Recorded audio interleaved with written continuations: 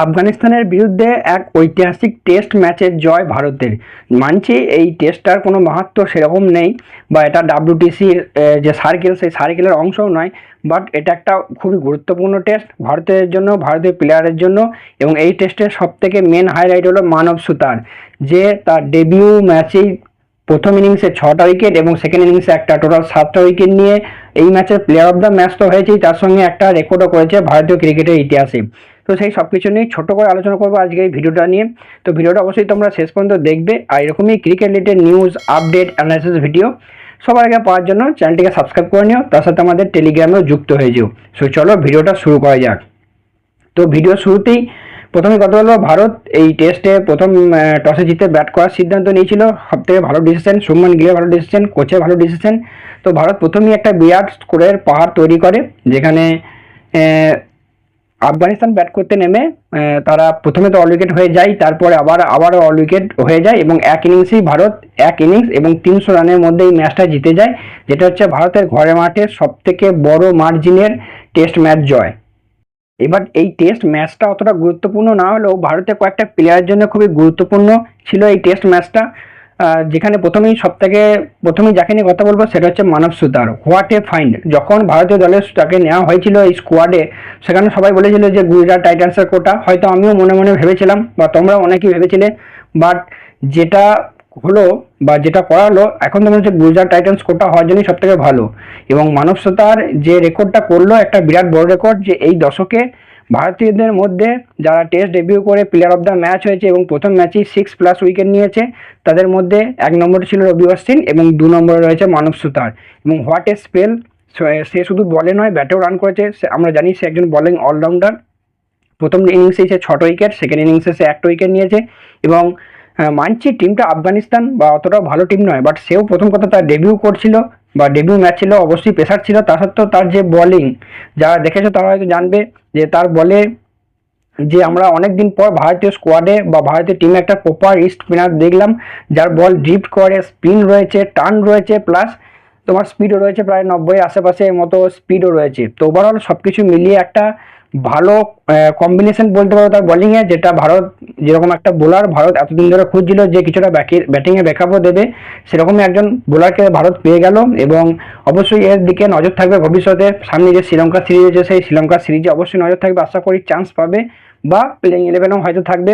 এবং সে ভারতীয় দলের সুযোগ পাওয়াতে আরও কয়েকটা প্লেয়ারের একটু অসুবিধা হয়ে গেল বা কয়েকটা প্লেয়ারের ওপর এক্সট্রা প্রেশার চলে এলো, যেখানে সবথেকে যে দুটো বড় নাম রবীন্দ্র জাদেজা, অক্ষর প্যাটেল, এদের দুজনের ওপর কিন্তু হয়তো বোঝা যাচ্ছে না, বাট এরা দুজনে নিজেরাও জানে যে এদের ওপর কতটা প্রেশার পড়েছে। এখন ভারতীয় টিমে যে কম্পিটিশন, মেবি হতে পারে রবীন্দ্র জাদেজাকে আমরা ভারতীয় স্কোয়াডে দেখতে পাবো না, বা জাদেজা বা আকসারের মধ্যে হয়তো আর একজনকেই আমরা ভারতীয় স্কোয়াডে দেখতে পেতে পারি পরবর্তীকালে।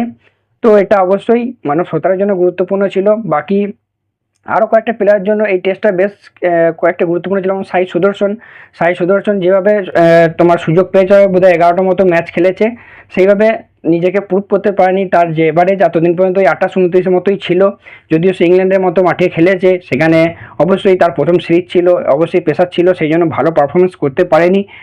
এবং ভারতের 3 নম্বর পজিশনটা এখন জানো যে 3 নম্বরে এখন বহু প্লেয়ারকে ট্রাই করা হচ্ছে বা মিউজিক্যাল চেয়ারের মতো চলছে, কখনো তোমার সাই সুদর্শন, কখনো দেবদূত পাডিক্কেল, কখনো ওয়াশিংটন সুন্দর বা কখনো অন্য কেউ। তো সাই সুদর্শনের জন্য এই সিরিজটা গুরুত্বপূর্ণ ছিল, যে রানটা সে করেছে।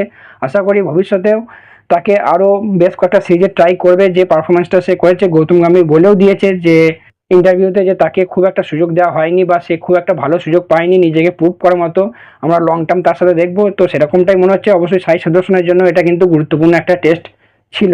পাশাপাশি কথা বলবো তোমার ঋষভ পান্থকে নিয়ে। তো ঋষভ পান্থের উপরও একটা ভালো প্রেশার রয়েছে। আমরা জানি যে ঋষভ পান্থ, মানে হয়তো অনেকে জানো না, যে ঋষভ পান্থ যবে থেকে ভারতের হয়ে টেস্ট ডেবিউ করেছে, ঋষভ পান্থ কিন্তু ভারতের জন্য বা ভারতের হয়ে সব থেকে বেশি টেস্ট রান করেছে ভারতীয় প্লেয়ারদের মধ্যে। তা সত্ত্বেও তার উপর একটা প্রেশার ছিল অবশ্যই, কারণ তাকে ভাইস ক্যাপ্টেন্সি থেকে সরিয়ে দেওয়া হচ্ছে, হয়তো ভালো খেলতে না পারলে স্কোয়াড থেকেও ড্রপ হতে পারে। এখন ভারতীয় দলে কিছুটা এরকমই চলছে। এবং তার যে খেলার ধরন, সেই খেলার ধরন থেকেও আমরা কিছু না আন্দাজ করতে পেরেছি, কারণ সে যথেষ্ট ডিফেন্স করে খেলছিল। যখন এত ভালো কন্ডিশন থাকে, এতটাও ডিফেন্সিভ ভাবে ঋষভ পান্থ খেলে না, বাট ঋষভ পান্থ যে ওয়েল ডিজার্ভ সেঞ্চুরি, সেটাও মিস করলো লাস্ট।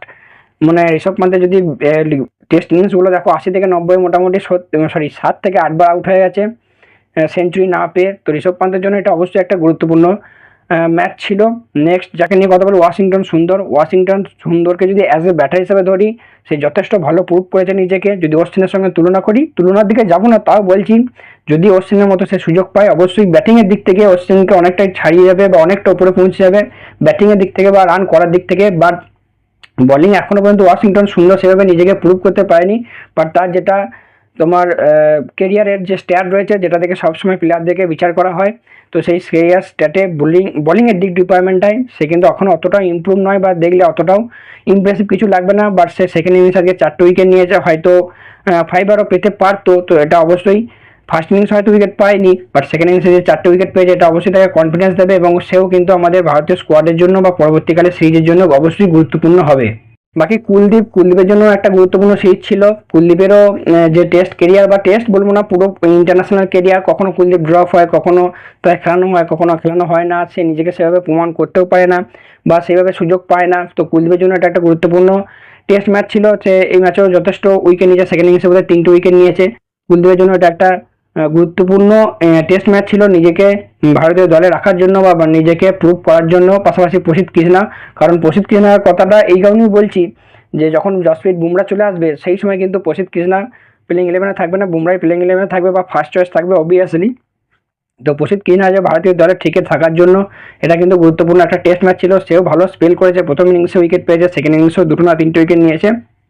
তো মোটামুটি এই ছিল ভারতীয় প্লেয়ারদের পারফরমেন্স। আর সেরকম কিছু বলবো না, আলোচনা করবো না, যেহেতু এতটা গুরুত্বপূর্ণ টেস্ট সিরিজ নয়। তো ওভারঅল ইন্ডিয়া তোমার আফগানিস্তানকে 1 ইনিংস এবং 300 রানে হারায়। এটা ভারতের জন্য তোমার গিয়ে হচ্ছে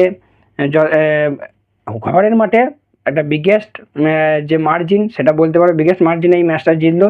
পাশাপাশি মানব সুতার, আরও একবার বলবো, মানব সুতার ডেবিউ ম্যাচে এই দশকের সেকেন্ড বোলার যে 6টা উইকেট নিল। পাশাপাশি সে ডেবিউ ম্যাচে ম্যান অফ দ্য ম্যাচ হয়েছে। লাস্ট ডেবিউ ম্যাচে ম্যান অফ দ্য ম্যাচ হয়েছিল যশস্বী জয়সওয়াল, তার আগে ছিল গিয়ে পৃথ্বী শ। এরা দুজনের ডেবিউ ম্যাচে ম্যান অফ দ্য ম্যাচ হয়েছিল। অবশ্যই তার জন্য ব্যাটসম্যান ছিল, কিন্তু বোলার হিসেবে এটাও একটা বিরাট বড় রেকর্ড। আশা করি মানব সুতারের উপর ভবিষ্যতে নজর থাকবে এবং সে আরও নিজেকে ইমপ্রুভ করতে পারবে বা ভারতীয় দলের জন্য যথেষ্ট এফেক্টিভ হবে। তো মোটামুটি এই ছিল আজকের ভিডিওটা ভালো লাগলে লাইক করে দিও, তোমাদের মতামত অবশ্যই কমেন্টে জানিও। সো চলো, দেখা হচ্ছে পরবর্তী ভিডিওতে।